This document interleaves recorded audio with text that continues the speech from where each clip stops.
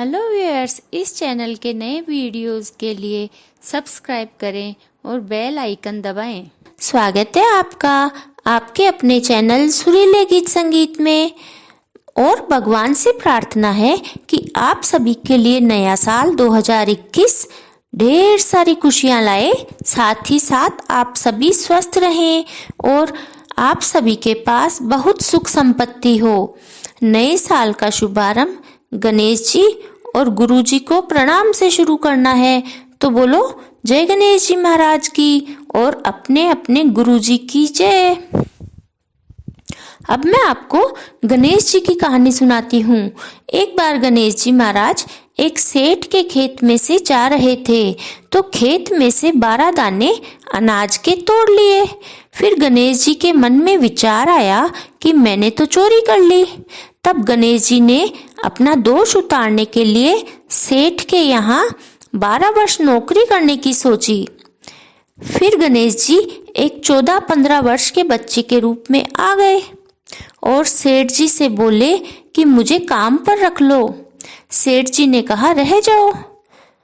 अब गणेश जी एक साधारण लड़के बनकर सेठ जी के यहाँ नौकरी करने लगे।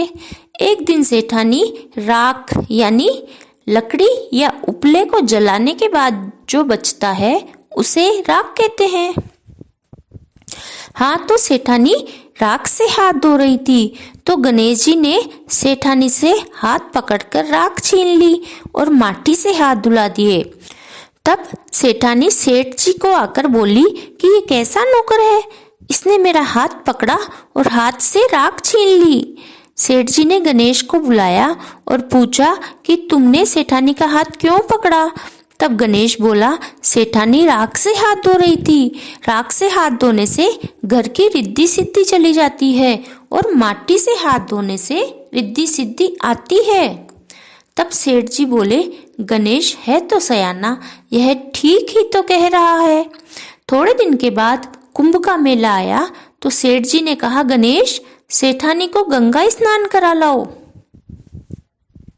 वहां जाकर सेठानी गंगा के किनारे बैठकर नहाने लगी, तो गणेश सेठानी को थोड़ा आगे ले जाकर गोता लगवाकर ले आया।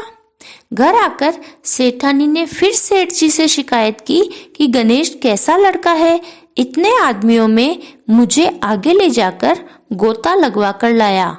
सेठ जी ने फिर गणेश को बुलाया, तो गणेश जी ने कहा कि सेठानी किनारे बैठकर सबके नहाए हुए पानी से नहा रही थी, तो मैं आगे ले जाकर गोता लगवा कर लाया। इससे अगले जन्म में राजपाट मिलेगा। सेठ जी बोले गणेश है तो समझदार। थोड़े दिन के बाद सेठ जी ने हवन रखवाया था, तो सेठ जी ने गणेश से कहा कि हवन में बैठने के लिए सेठानी को बुला लाओ। गणेश सेठानी को बुलाने गया, तो सेठानी काली साड़ी पहनकर हवन में चलने के लिए आने लगी। तो गणेश ने कहा कि लाल साड़ी पहनो। इस पर सेठानी को बहुत गुस्सा आया और नाराज होकर वह वहीं बैठी रही। सेठ जी ने सोचा कि इतनी देर हो गई, अभी तक सेठानी नहीं आई, और वे खुद ही उसे बुलाने के लिए गए। सेठानी को यूं नाराज देखकर सेठ जी बोले क्या बात है। तो सेठानी ने सारी बात बता दी। सेठ जी गणेश को बुलाकर बोले कि तुम तो बहुत बदमाशी करने लगे हो। तब गणेश बोला मैंने कोई बदमाशी नहीं की। कोई भी शुभ काम में काला कपड़ा पहनने से काम सफल नहीं होता है, इसलिए मैंने काली साड़ी पहनने से मना किया। सेठ जी ने सेठानी से कहा यह ठीक ही कह रहा है, तुम लाल साड़ी पहनकर चलो। फिर सेठ जी और सेठानी पूजा करने बैठे, तो पंडित बोला हम तो गणेश जी की मूर्ति लाना भूल गए।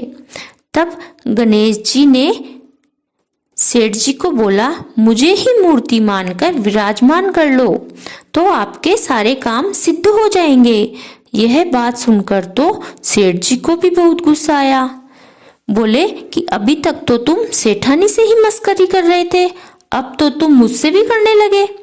तब गणेश बोला कि मैं कोई मस्करी नहीं कर रहा हूँ, मैं तो सच्ची बात कह रहा हूँ। इतना कहकर गणेश जी अपने असली रूप में आ गए।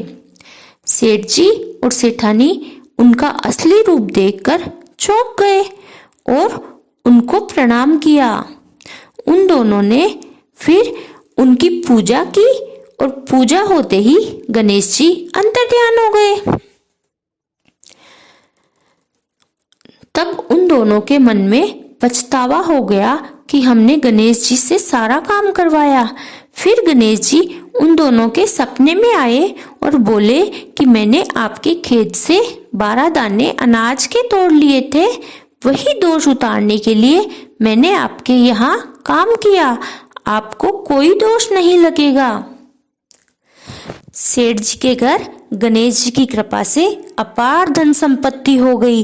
हे गणेश जी महाराज, जैसे सेठ सेठानी को धन संपत्ति दिए वैसे हम सबको देना। कहानी कहने वाले, सुनने वाले और हुंकारा भरने वाले सबको बहुत सुख संपत्ति देना। बोलो गणेश जी महाराज की जय।